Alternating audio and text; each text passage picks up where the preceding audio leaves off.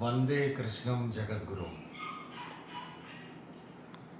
इस वाक्य से आज की बात मैं प्रारंभ कर रहा हूँ। मेरा आज का जो वीडियो है ये देश के राष्ट्रीय शिक्षा मंत्री को समर्पित है। राष्ट्रीय शिक्षा मंत्री महोदय माननीय धर्मेंद्र प्रधान जी, मोदी जी के द्वारा जो कार्यक्रम चलाए जा रहे हैं वो बहुत प्रशंसनीय हैं, लेकिन उनके जैसी प्रतिभा और उनके जैसा कार्य मंत्रिमंडल के बाकी सदस्यों में नहीं दिख रहा है। अब जैसे मान लीजिए आपने राष्ट्रीय शिक्षा नीति पर काम करना है, तो राष्ट्रीय शिक्षा नीति के बारे में आईएएस अफसर लोग अगर बनाएंगे तो मुझे ऐसा लगता है उसमें त्रुटि होगी। जन सामान्य की समस्याओं को ध्यान में रखते हुए राष्ट्रीय शिक्षा नीति बनाने की आवश्यकता है। भारत की विभिन्न भौगोलिक परिस्थितियों के अनुसार, वहाँ के खान पान के अनुसार भी शिक्षा नीति बनाई जा सकती है। आज युवा पीढ़ी या मैं कहूँ स्कूल के छात्रों में नशे की प्रवृत्ति बहुत ज़्यादा बढ़ गई है। अब उदाहरण के लिए अगर मैं ये कहूँ कि शराब बनाना, शराब बेचना और शराब पीना तीनों पर निषेध होना चाहिए, लेकिन स्कूल और कॉलेज के अगल बगल में जो दुकानें खुली हुई हैं वो ये सब बेच रही हैं। क्या इस पर हम कानून बना सकते हैं? ये आपको सोचना है। दूसरी बात कि शिक्षा नीति बनाते समय हमें इन बातों को भी ध्यान में रखना चाहिए। क्या हम शिक्षा में संस्कार की बातें कर रहे हैं? क्या हम शिक्षा में परिवार की बातें कर रहे हैं? क्या हम शिक्षा में वसुधैव कुटुंबकम की बात कर रहे हैं? जो मुझे नहीं दिखाई देती है। आज संयुक्त परिवार से हम एकल परिवार की तरफ बढ़ रहे हैं।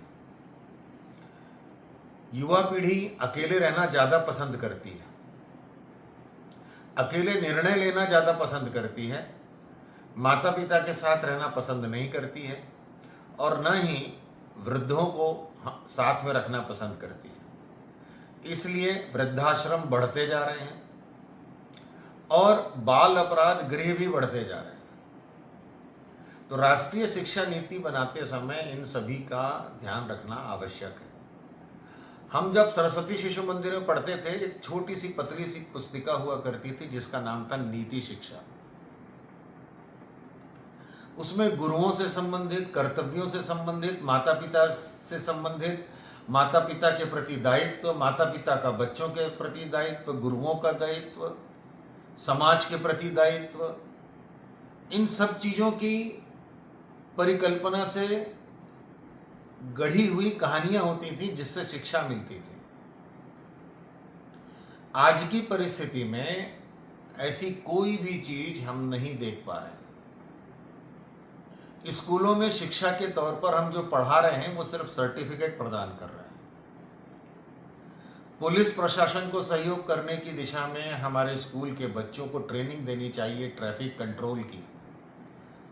विपरीत परिस्थिति में बाढ़ नियंत्रण की जो समस्या होती है उसमें भी हमको बच्चों से, स्कूलों को, सबको तैयार करने की आवश्यकता है। आसाम है, केरल है, पश्चिम बंगाल है, नॉर्थ ईस्ट है, उत्तर भारत है, जहाँ विभिन्न तरह की आपदाएं आती हैं। वहाँ के स्कूलों के बच्चों को कम से कम अपने परिवार को बचाने के लिए नाव चलाने की ट्रेनिंग या ऐसी बहुत सारी ट्रेनिंग दी जा सकती है। अरे कम से कम कुछ नहीं तो एनडीआरएफ की टीम को सामान लाने ले जाने की तो हम प्रबंध कर सकते हैं, या जो खाना है हमारे पास उसको हम बांट के खाने की प्रवृत्ति तो दे सकते हैं। इमरजेंसी के लिए कुछ अनाज इकट्ठा कर सकते हैं, इमरजेंसी के लिए कुछ पैसा इकट्ठा कर सकते हैं। दान देने की प्रवृत्ति कम हो रही है, लूट खसोट करने की प्रवृत्ति ज़्यादा हो रही है। तो मेरा आपसे निवेदन है कि नई शिक्षा नीति पर इन सब चीज़ों पर ध्यान दीजिए, क्योंकि जब आईएएस की पोस्टिंग होती है, आईपीएस की पोस्टिंग होती है, तो फिर वो उसमें बहुत सारे पैरामीटर्स होते हैं।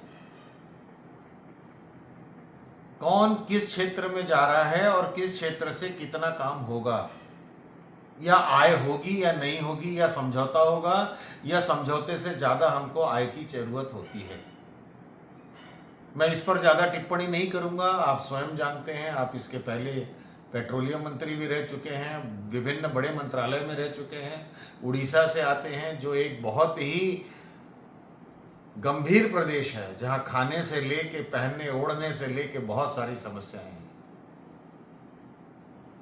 मैं आपसे निवेदन करूंगा कि आप इस ओर विशेष ध्यान दीजिए, और ध्यान देने के बाद एक ऐसी शिक्षा नीति बनाने में अपने आप को सफल, मंत्रित्व का दायित्व निभाने में आप सफल हों, यही मेरी ईश्वर से प्रार्थना है, यही मेरी आपसे आग्रह भी है और यही अपेक्षा भी है। धन्यवाद। वंदे मातरम। भारत माता की जय।